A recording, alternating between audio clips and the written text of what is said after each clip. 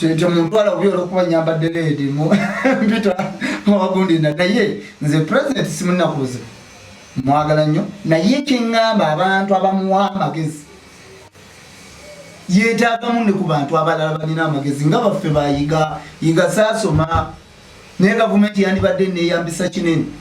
Museveni bwatuuka okuyita abasumba abeegatta ku kabineti ey'okusabira eggwanga oba n'okuwabula ayita baserwadda ayita bakayanja yalinga agamba nti abo be bantu abategeerera abasumba bonna mu Uganda. Olaba baserwadda babeera wali mu bugalubindi kukkiriza president